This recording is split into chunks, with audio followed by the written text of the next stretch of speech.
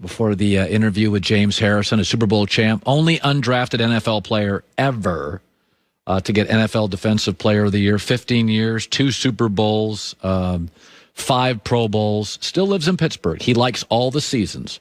And so he is joining us now live from not far from where Joy Taylor grew up. And so in Pittsburgh, they love their Steelers. And it is interesting, James. Ben's not going to play this week. I don't know what happened last week, but something happened at halftime. Maybe it was about a half dozen Red Bulls, but he played his best half of football in like a month and a half. But when I watch Ben, listen, I can see Father Time. It's not difficult to see. He's not the same. Is it time to draft another quarterback, go get a Darnold Wentz? Like, where do you sit on Ben today in the future of the Steelers?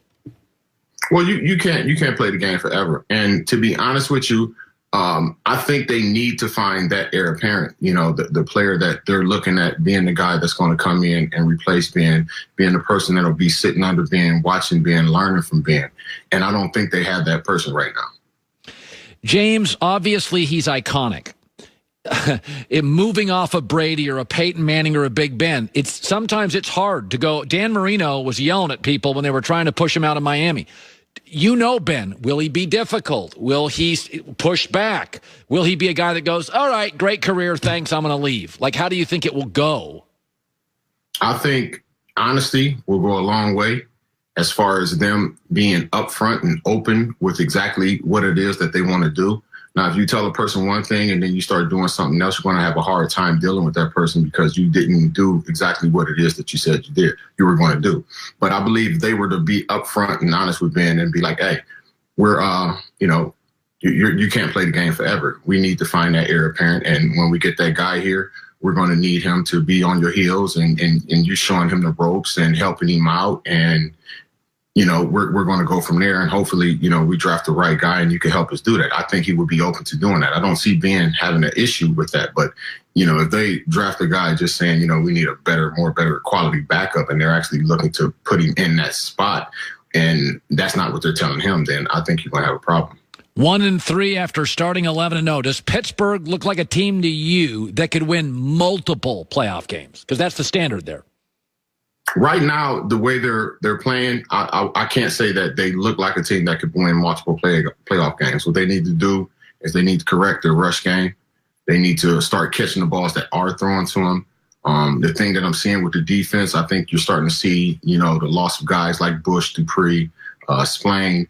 The defense isn't playing up to the standard against the opponents that they have. They got, offenses like Washington and Cincinnati that, they're a number one. Well, actually, they're number 2 defense now.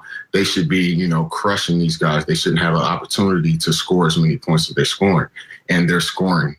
Now, added with that, the offense isn't rushing the ball well. So now you got the defense on the field longer. You're talking, anywhere from 31, almost 36 minutes, a game in the last, month of December. So, one thing compounds to another, and, it really starts with, the rush game, not being able to have an effective rush game. So you spent a year in New England, and you have great respect and admiration for Belichick and the system. They got beat by 30 last night. The record's bad. When Brady left, did you think the drop-off would be this obvious? Is Tom better than we thought? I mean, you were there at the end in New England. It wasn't the most dynamic offense when you were there. Are you shocked at how it's gone from playoff team 12-4 to this? I didn't think they would get that bad. I honestly can't say I thought they would make the playoffs because, what Tom was working with, you give that to another quarterback and you're going to get what you're seeing here or maybe something a little better.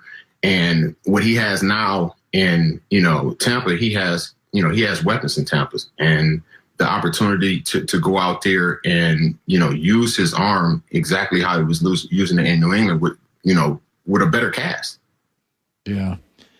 I watched them. Does Cam Newton have a future in your opinion? What do you make of it? I'm sorry. I hate to say it, but I think it's over. Yeah. I think he might've got his last hurrah. Yeah. So it's interesting. I'm watching, we have Jamal Adams coming up with the Seahawks. They had no pass rush for the first 7 weeks of the year. They go get Carlos Dunlap. Jamal Adams gets healthy. Now they have a top 3 pass rush. It's funny. You were with a team that almost always had a good pass rush. Is pass rush scheme? Is it players? Is it coaching? Like, I watched Seattle, no pass rush, elite pass rush. Is it as simple as, well, they got Carlos Dunlap? Like, how do you explain it? Well, it can be players and scheme. So if you got a player that, is a dominant player and it's going out there and it's requiring people's attention, now you can try and scheme to where you got, Jamal Adams, where he's an extra rush. You're not counting on the safety having to be counted, in 30-40% of the passing downs as being a rusher. So when he's coming in there out of nowhere, he has a few, well, probably 4 or 5 of the sacks. It's like no touches. I think it was maybe 2 or 3 where he actually had to, beat a guy to get to it. So it can be scheme. It could be player. It's a combination of both. I think that's what they have there now. They got Dunlap, who is actually a good pass rusher and can pass rush, and they have him who can fill in at different spots depending on what's going on and still be able to run the defenses that they need to run. So Cleveland is favored over Pittsburgh in Week 17. You look at Baker, you look at the Browns, you look at their history. Do you trust Cleveland to beat Pittsburgh with a backup? Do you trust them to win a playoff game? How do you feel about the Cleveland Browns this morning going forward? I don't believe in Cleveland beating the Steelers anyway, so I don't care if it was a backup or not. That's not something I could prescribe to. And I don't even know if he's going to have, his receivers. I think, last week he lost almost all of his guys to COVID protocol, right? Yep.